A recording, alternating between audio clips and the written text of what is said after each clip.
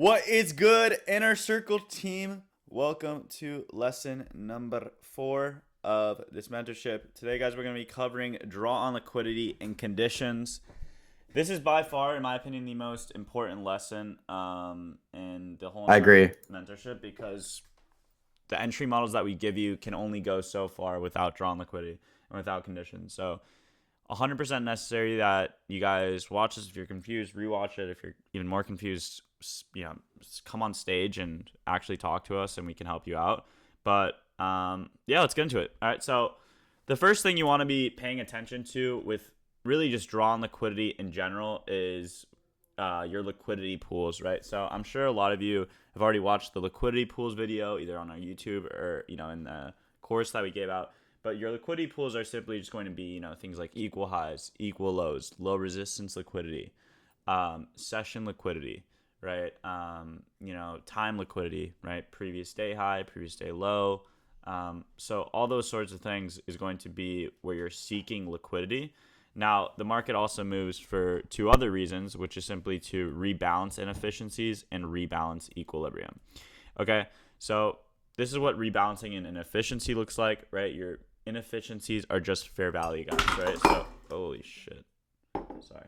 Your inefficiencies are just fair value gaps, okay? So, just when we have a big move up, we have strong displacement. The market likes to trade back towards inefficiencies for value gaps, and the second one kind of goes hand in hand. But a lot of the times we'll have a rebalance of equilibrium, and we have unfilled gaps there as well. So same thing with like the first example. If we have like a very strong displacing move lower or higher, right, the market likes to trade back towards equilibrium of that range. Now, this is simply just to fill orders, right? So you can get that through your head that the market likes to fill orders, at equilibrium. We all know about premium and discount, right? Hopefully, if we watch the ICT mentorship, this is all, the 2022 mentorship. But anyways, we go over this in the 2022 mentorship where it's just we seek liquidity, rebalance equilibrium, and rebalance inefficiencies, right? And again, this is to fill orders, right? Because we don't want to get filled all the way down here. Nobody's going to take shorts if we're in bearish order flow down here, right? Price likes to trade back into a premium and then, get a nice short. Or if we're bullish, we'd like to trade back into a discount of price. And same thing with these fair value gaps. This is just fair value of the range, right? So, yeah. Next up, we have seeking liquidity. So market also does this. We trade from this internal range liquidity to then go where? To external range liquidity. So after trading from this internal, trading from this fair value gap, we then like to trade towards buy side liquidity, seeking liquidity like equal highs and equal lows, that low resistance liquidity, relative equal highs or lows, session liquidity, and just like overall swing highs and swing lows. Okay. Does everyone understand this first part of just why does the market move? And then we'll get into how to actually find your drawn liquidity. Because this is definitely necessary for you guys to understand this first before moving on to the next spot. Yeah. Okay. So, and again, I'll wait a little bit if you guys still don't understand. You can. Okay. So, next, we have how do you actually find your drawn liquidity, right? So this is the first step, right? And this is the first question you should be asking yourself is why is the market even moving, right? Every time I'm coming into the morning, I'm like, well, why is the market moving? Are we going to rebalance an inefficiency? Are we going to rebalance equilibrium? Or are we seeking out liquidity? What is the market doing? Now, the next question you have to ask yourself, how to find your drawn liquidity, is very, very simple, and it's two questions. Number one is, are we delivering from sell side or buy side? So if we are going to have, this bullish draw on liquidity, what is price most likely doing? Well, we are going to be delivering from sell side liquidity. We're going to be disrespecting bearish fair value gaps and bearish PD arrays, bearish order blocks, right? And we are going to be respecting bullish fair value gaps, bullish order blocks, bullish PD arrays, okay?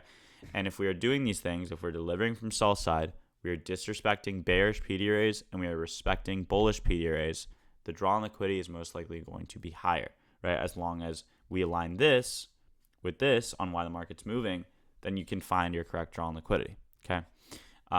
Next up, if we have a bearish draw on liquidity and draw on liquidity is most likely lower, then we are going to be delivering from buy side liquidity. We are going to be disrespecting bullish fair value gaps, and we are going to be respecting bearish fair value gaps and bearish PD arrays, right?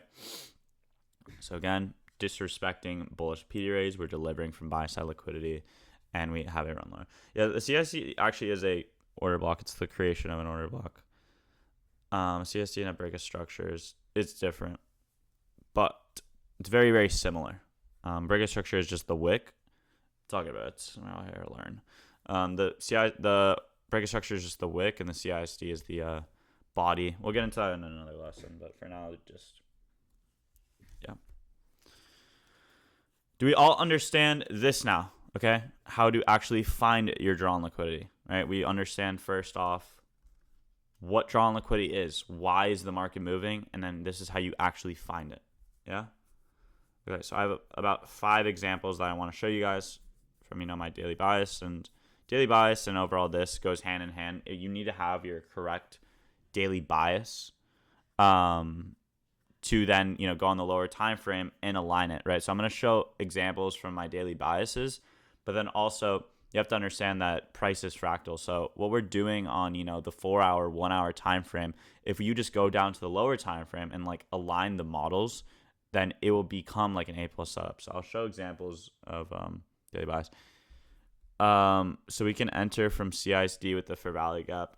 I think it's a valid entry. I don't personally trade that, but again, I'm not here to. I'm giving you guys entry models, but at the same time, I want you guys to create your own rules, create your own entry models at the end of the day.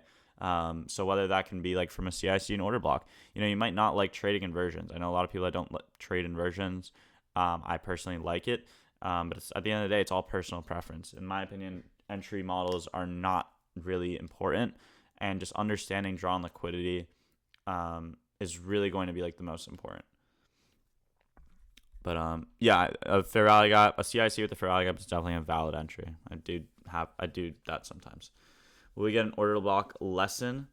Yes. So we have a lesson. If you just go to the schedule, it's Wednesday on the 30th. So if you guys ever want to know what lessons we have coming up, we have a schedule channel. With the we just have a schedule channel, so you can go check it out there. Okay, so do we understand this? If not, we can just move into some examples. I think examples are gonna probably clear it up if you're still confused. Understand examples? Okay, cool. All right. Let's just start with today, right? I think today. Let's start with today. I don't want to go into this examples yet. I actually just want to literally show today. Well, today, actually, yeah. Or yesterday, sorry. All right, so here I had a bullish bias. So let's just read this out, right? So bullish bias coming into the morning. We swept the 4-hour intermediate low inside of the fair value gap, and we have been respecting bullish PD rays and disrespecting bearish PD rays all overnight in pre-market, right? So I was saying, depending on how we close this 4-hour, will confirm my bias, okay? So if we close above and through this 4-hour, right, close above London highs, and through the 4-hour, I'm expecting previous day high. We also had this unfilled daily, right? So just overall higher prices. Now, why is the market moving? Okay, so the first question, again, I'm asking myself here is, why is the market moving, right? Are we moving to seek liquidity, rebalance in efficiency, rebalance in equilibrium? Well, in this case, right, we had an unfilled daily fair value gap right here. So this was an inefficiency. And we also had that previous day high liquidity pool. So we had a liquidity pool, and we also had that inefficiency, right? So 2 reasons that the market should move. Now, next up, do we all understand that first off? I don't want to move too fast and talk too fast, but yeah, that is why the market's moving. That's the first question we're asking ourselves, and that's why. Okay. Now, the next question we have to ask ourselves is, are we getting that confirmation through all of these things, right? So number 1 question, are we delivering from sell side liquidity or buy side liquidity? Where are we delivering from in this example, guys? Sell side liquidity, right? This hour 4 low. Okay. Now, are we respecting or disrespecting PD rays? That's the next question you have to ask ourselves. What are we doing in this scenario? what are we doing with this 4-hour gap? We're inverting bearish periods, right? We're disrespecting bearish PDRs. Okay, so if we just look over now, right? So we swept this sell side liquidity down here. We start disrespecting these bearish PDRs, previous day high here. And what do we do at open? We disrespect this 4-hour gap. We respect this bullish order block right here as well.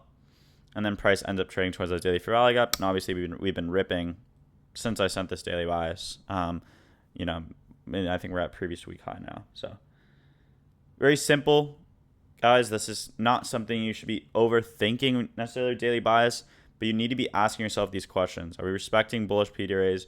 Are we delivering from sell side or buy side? And why is the market moving? There's always 3 steps really that I'm going for when I'm getting my daily bias. And then obviously when I'm going into my daily bias, then I'd like to see the lower time frame do the same thing, right? So this is just my daily bias, and this is just my draw on liquidity, right? But then when I'm going then into my lower time frame, I'm looking for this exact model, you could say, on the lower time frame, right? So I'll be looking for price to then be delivering from sell side liquidity and then be disrespecting bearish PDRs if I want to get that long. And then kind of aligning your higher time frame with your lower time frame, you'll then get your A+ up, right? Does that make sense, guys?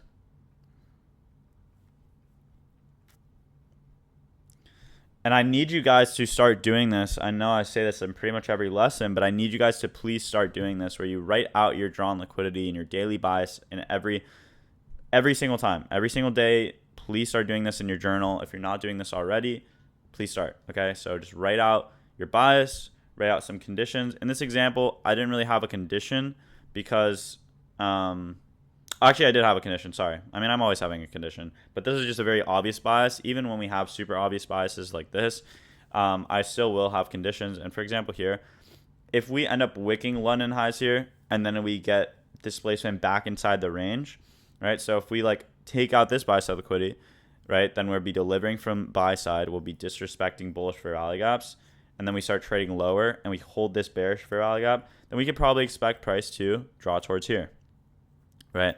But I mean, just overall, you should have like where you're leaning towards, and then you should have an if-then statement. If this happens, then I'll do this. Okay, that was the first example. You all understand the first example, all right? Cool. Okay, let's get into the next example. Okay. Yes, Garfed. There's also times where it's like not necessary. So like, but yeah, most of the time if we're like inside of like a bearish gap and I need that confirmation, I'll wait for the 4-hour. But if, for example, like if we do something like this, why is my lines doing this? Sorry, wait. What the hell? What the hell for real? If we're doing something like this, right? So we're like inside of this bullish gap, or sorry, this bearish gap to the left of us. That's like higher time frame. And then we start like on the 5-minute, let's say, like respecting bullish fair value gaps and disrespecting bearish. You can anticipate that this 4-hour is going to get inverted, right? You don't necessarily have to wait, because if we're going to be doing this on a lower time frame, we're getting that confirmation, and we are already delivering from the sell side down here. We have all of my other confluences like draw on liquidity, right? Like that previous day high in that daily unfilled fair value gap. Then you can kind of anticipate. But I think in this scenario, I did wait. So yeah, it is smart to definitely wait to see how we'll play price action out, right? Because we can definitely just take London highs and then potentially dump from here. That's obviously a possibility. Yeah.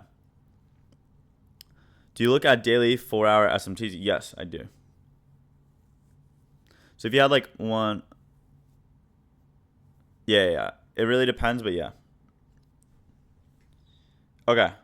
So next example here, and again, you'll usually always see me saying I'm like leaning somewhere, or it's pretty rare, but some days I'm like completely unbiased, but I'll usually have a lean towards somewhere.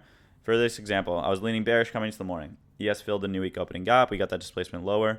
We also have a bearish daily profile as well to confirm that bias. So right now I was just saying I want to see if this 15-minute gap will hold, right? And obviously as a condition, If this gap were to hold bearish and we get lower time frame confirmation out of this, then price should go towards where? Relative equal lows, right?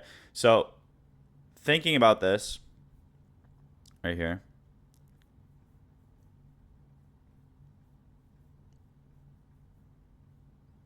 why is the market moving? Okay, so the market is moving in this scenario to do what? What are we doing in this scenario, guys? Why would the market be moving here? Sorry, in this example, why would the market be moving here? To go where? Are we rebalancing inefficiencies? Are we rebalancing equilibrium? Or are we seeking liquidity? We would be seeking liquidity, right? Now, if you said fill in balances, this is just like the market would be moving here to be filling in balances, but I'm saying overall, like the overall bias. Like, why would we be going higher? Why would we be going lower? But yeah, lower time frame, we would be like filling that imbalance, right? So that you're not wrong. But daily profile. So we do have a lesson on that coming up. I can link the schedule channel for you guys right here. Oops, right here. So that's the schedule channel. We do have a lesson on daily profiles in the next lesson on Monday. But yeah, if you guys are ever like confused on something like order blocks or something, we probably have a lesson on it. So yeah, okay. So in this scenario, right, we were delivering from a new week opening gap. Okay, so also we were delivering from a bearish PDR. Okay, so when I say are we just delivering from sell side or buy side, there's also times where we can be delivering from a bearish PDR. In this example, it's a new week opening gap. We filled this completely, right? After that, what is price doing? Are we respecting or disrespecting PDRs, right? Let's look over here. What do we do? Well, at open, we trade higher towards this bearish 15-minute gap. And what did I say I wanted to see? I want to see price respect this, trade lower, and then get that confirmation. And that's what we did. We ended up taking out this low. We traded lower, and we got that delivery towards London lows. Okay. Now, this is a bearish daily profile. And again, we'll get into that again. But yeah, just overall draw on liquidity was there. And that's what you really need to be focusing on. Okay. And what are we doing? Now from here, this is another condition, right?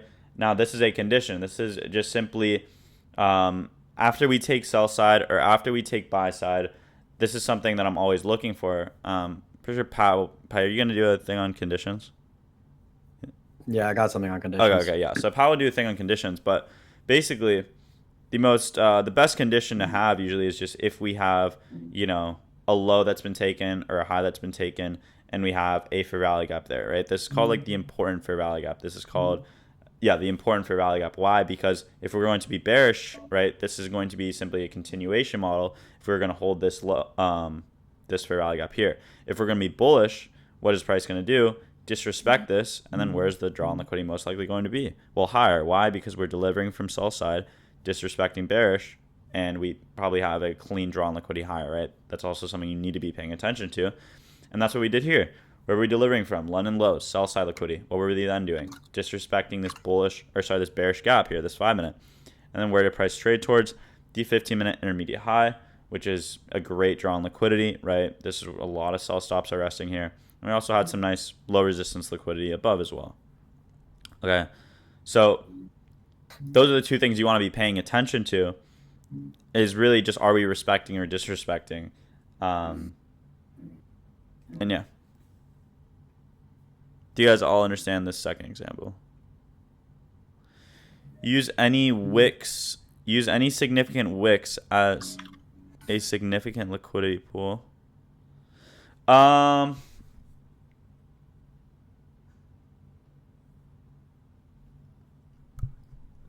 Like it really depends, but like a fat wick will usually get traded back to like EQ of, like if you draw like the body, like the wick of this, just like the wick of this low and to the high, EQ is usually just like a great place where price likes to trade towards. But in this example, right, we would probably trade towards the overall buy side liquidity. So yeah, I mean it is used as a liquidity pool, yeah, like a swing high or swing low. Yes, BH6.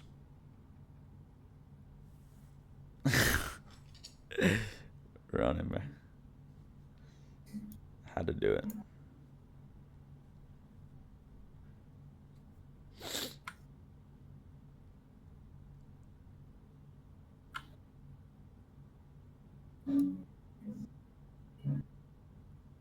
All right, cool.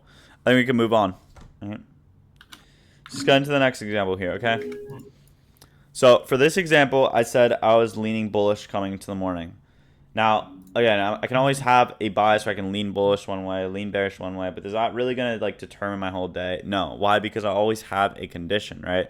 So, if then statements, if price does this, then I'll do this. And for this example, I think it was a good place to have a condition.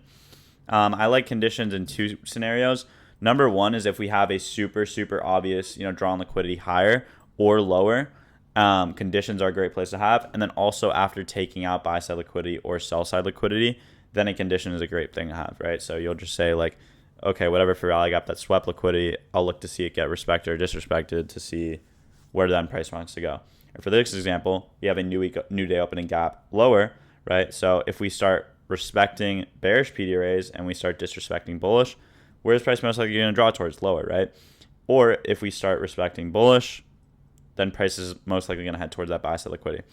So I was leaning bullish, but I said I was leaning bullish until we hit this buy side liquidity here. Now we ended up hitting this on ES, right? So there was that SMT that got formed, and ES ended up taking out this buy side liquidity, right? So that drawn liquidity got taken. So we were then delivering from buy side liquidity.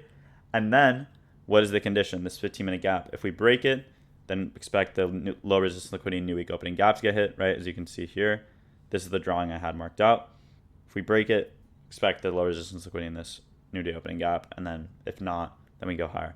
Now, what I'm looking at here, right? Again, going back to our questions we want to ask yourself, why is the market moving? Well, in this scenario, the market would be moving to not only rebalance inefficiencies, which is what the new day opening gap, right? We have an inefficiency being right here, but as well as to seek liquidity, right? So there's two reasons that the market is moving here. We have low resistance liquidity, right? So a bunch of sell stops resting here.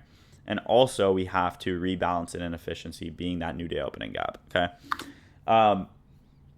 Now, next up, we have to find how are we going to find this strong liquidity, right? Well, we're delivering from buy side liquidity, right? We have that SMT in play with ES. And then we are disrespecting bullish PD areas and respecting bearish.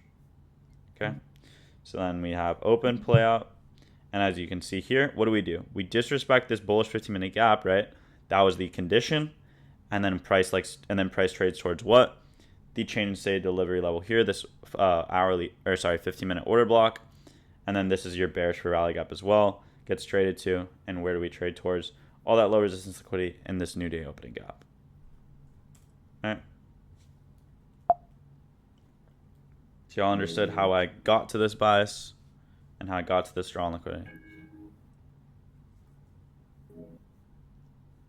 So if ES takes buy side liquidity before NQ, can we consider ourselves to be delivering from that liquidity?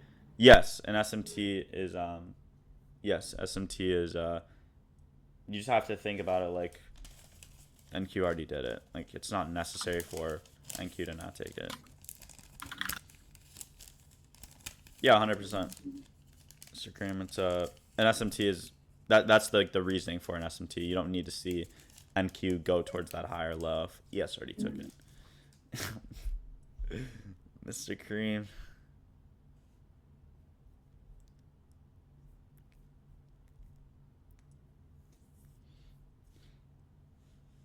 Okay, so you guys all understand this? Would you be shorting against equal highs? Okay, so these aren't equal highs, right? So these are relative equal highs. If we go, when was that example? Tuesday 15th. Well, I can just zoom in here, right? These are relative equal highs, right? So these aren't equal highs. These aren't perfect equal highs. And this isn't necessary to get traded back towards, because not only do we run these buy stops here, we are also not showing that price wants to trade towards here, right? So that's a very good question because I do often get questions like, why are you shorting against equal highs or relative equal highs? Or why are you longing against like relative equal lows or something, right? And for the example today even, right? Why are you longing against a new day opening gap, right? Well, is price showing me that it wants to go lower here? Is price really showing me that? No, right? We are just continuing to what? Disrespect bullish. Respect bullish and disrespect bearish. So until I start seeing price wanting to go there, then I'll change, my bias and my conditions. But, at this example, yeah, if we were to disrespect this gap here, we weren't getting lower time frame confirmation out of this, and we didn't have, this change state delivery, we didn't have, inversing this gap, then yeah, we could probably run back towards these highs. But there's no reason to, and price isn't showing us that. As much as we want to be reactionary to the charts, as predictive we want to be with the charts with our daily bias, we also have to be reactionary, right? When we actually get into the live markets. Okay. Do you treat relative equal highs like equal highs? No. Like perfect equal highs, I will not short against, like if they're far apart. But relative equal highs, I will. But usually like the setups like this, where we already ran the stops and we already are disrespecting these PD arrays, and price isn't showing me that it wants to go here. So, yeah.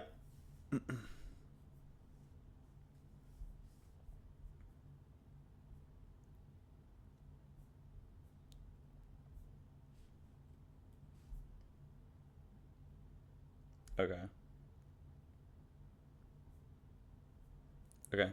So I'm going to show two more examples. Those are all just examples of, seeking liquidity. We also were rebalancing inefficiencies here. Now, this is an example with the new day opening gap, right? So you can see here how I kind of frame my bias based on the drawn liquidity being higher, and we also had that drawn liquidity being low, right? We had the new day opening gap, and we also had the buy side liquidity above, right? So I'm going to show you that same example, basically a very similar example here, where we had a new day opening gap. And this is, pretty much exactly what happened today as well. A very similar example like today, where we had this new day opening gap. But I'm not just going to be bearish towards that drawn liquidity, right? You just have to remember there's always two steps of finding your drawn liquidity. And number one is identifying it, right? So I was identifying it here, right? We could potentially move back there if what? Why? Because we would like to rebalance inefficiencies. Okay, so that would make sense, market to move there. But where would it also make sense to go? Well, higher, right? There's an inefficiency above as well, being the weekly for value gap. So until I start seeing price disrespect these levels, is then I'll be bearish, right? But when we are just simply respecting bullish, we're clearly in bullish order flow, right? I don't really need to go more in depth of this than we are just in bullish order flow, right? It's very obvious we're going higher. There's no reason to be bearish, right? So just wait for price to tell you, and that's our weekly for value gap. So market would be moving here because we want to rebalance an inefficiency. And then as you can see here, we end up trading towards that weekly for value gap, and price respects that hourly for value gap right there, right? So just being reactive to the market, waiting for, what we want to do is like condition, right? Do we all understand this example right here?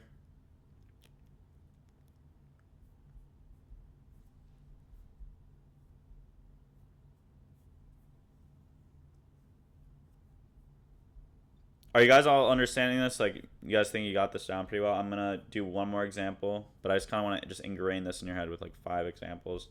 And this is like, honestly, the best way to help. Oh, cool. Okay. Oh, God. Okay, so finally, I'll show you guys an example of a neutral bias. And this was this was just a neutral bias. So I'll show you guys this. Now, I had this neutral bias because we had an SMT with previous day high, and we had a huge range from tariff news. So we had that daily SMT in play. So as you guys can see here, we had a daily SMT with previous day high, right? Now, next up, what do we also have? We had a huge range, right? So why does the market like to move? Well, the market likes to move to rebalance equilibrium, right? When we have a huge range where we have, a big impulse candle lower, a big impulse candle higher, the market likes to trade back towards equilibrium, right? If we're going to be bullish or bearish, doesn't matter. So in this example here, we had this huge range from that tariff news that day. And yeah, so from tariff news that day, so I was saying I can expect to rebalance yesterday's range towards EQ. So we had yesterday's range right here, right? And this is obviously a very big impulse candle with inefficiencies in it and also, that equilibrium. Now, we had an SMT with this low right here.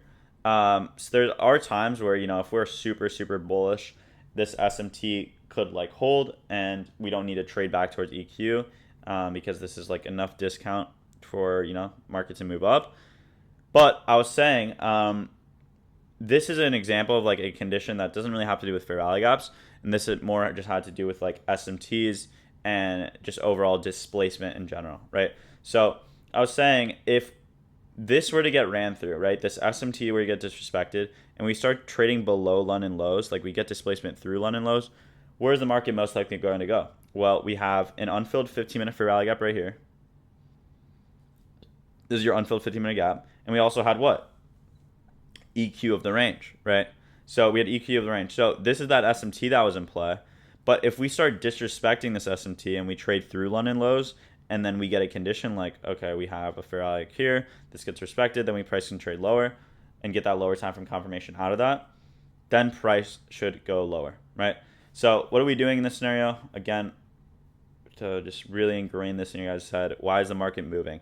Well, in this scenario, the market would be moving lower to rebalance equilibrium, right? Because we have that huge range, and also rebalance those inefficiencies that we have lower. All right. Next up, are we delivering from buy-side liquidity or sell-side liquidity? Well, we are delivering from buy-side liquidity right here, being that we swept out previous day high. And then are we respecting or disrespecting PD arrays? Well, we're respecting these bearish PD arrays at the moment.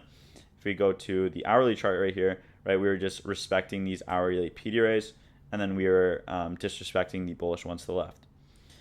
So if we go to then open, price respects that hourly PD array, and we dump all the way towards EQ of the range, right? Because we were just simply respecting these bearish PD arrays. We start disrespecting this SMT here.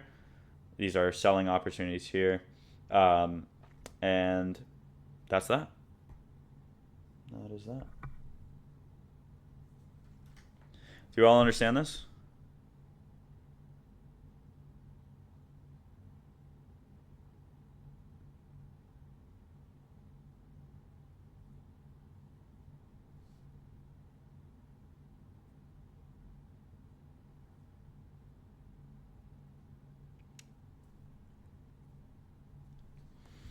With a neutral bias, how much structure do you want to see before taking a trade in either direction? So yeah, for example here, I needed to see like the 4 hour candle really do its work. So what I mean by that is if we have, let's see, an SMT here, right? And then we also have, this 1 hour gap. If I were to be bullish and I was like leaning bullish, then what would I like to see? This 1 hour gap get disrespected, right? That's enough structure for me to take a short or to take a long. And if I were to be bearish, what would I want to see happen? Well, the SMT get disrespected, right? I'd want to see this just not hold and for price to continue trading lower. Just because we had this SMT, I would just like to see this get ran through. So that would be enough structure. Right? I would like to just see how that 10 a.m. candle likes to print. So I usually wait for like 30 minutes of price action if I have like a neutral bias. Can you explain, is choppy markets in neutral bias? Not necessarily. There'll be just times where we have like, I could see price doing either thing. And I just need to wait for a price to really tell me. I'll always be like leaning one way, but yeah, I mean, choppy conditions will usually have a neutral bias though. For chopping, I'm usually going to be neutral. Because we're like accumulating price, right? You need to see where we're going to be manipulating towards, and then we'll have that distribution. Can you explain structure more? Like what exactly creates bullish or bearish structure? Yeah, so bullish structure and is just, bullish order flow. Bullish order flow is just we are delivering from sell side liquidity. Again, we are respecting bullish PDRAs and we're disrespecting bearish. So it looks exactly like this. This is what bullish structure looks like. We have, sweep of lows. We then have trade higher. We then respect for rally gaps. And it's just respecting bullish for rally gaps. And, we're disrespecting bearish, respecting bullish order blocks. Movement like this. We're leaving, relative equal highs. We're leaving equal highs. We're trading towards, imbalances. Having V-shaped recoveries up. Getting clear displacement.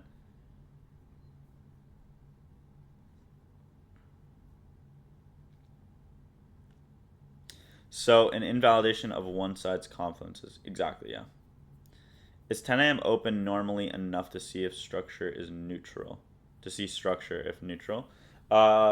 Yeah, so I mean, again, if there's times where 10 a.m. open would literally just like stay in the same range. Like let's say we're just still in the same range and it's 10 a.m., right? Not just because like time, but usually most of the time by that time, by around 10 a.m., we'll probably have made a move lower or probably have made a move higher, and the market will just tell me where it wants to go.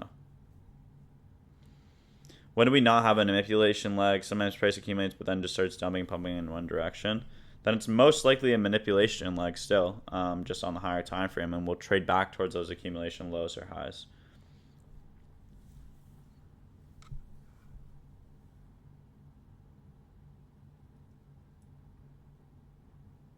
But there are times, like for example today. Well, I mean, you could even say this is like a manipulation leg. For like the long we took this morning, right? This looks like a lot of accumulation, and still it just does look like a lot of accumulation. Right, but this is your accumulation. Then we have manipulation down here, and then we have distribution. So as long as it's inside of your like key level, this is where you should be expecting distribution from. If we just start accumulating, we don't take out any low or high, and then we just start distributing, it's, you didn't miss a move. It's not like you should be like, oh my god, I should have taken that. It's like, okay, well, you just should be waiting then, because this is probably still just a manipulation move, and we'll have a buy model back up towards these accumulation zone highs. Might be an obvious question, but if the 15-minute for rally gap is respected with no candle body breaking, but there was a candle closer lower below the for rally gap, and the 1 minute is the 15-minute respected.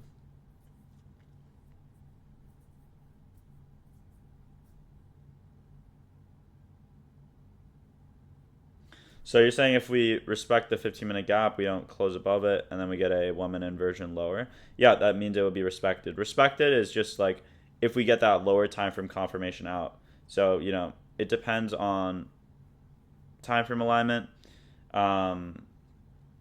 So, I mean, I can literally just show you like what an example of time frame alignment looks like.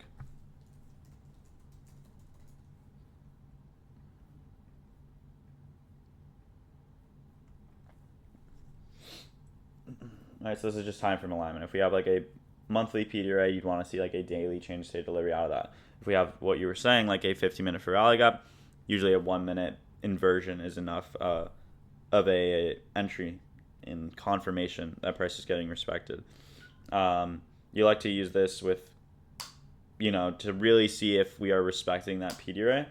You want to get the alignment of that, whatever time frame it's on. For example, if we have like a daily for value gap and we get like a 1 minute change state delivery out of that, is that really confirmation that is getting respected? No, right? So definitely start implementing time frame alignment.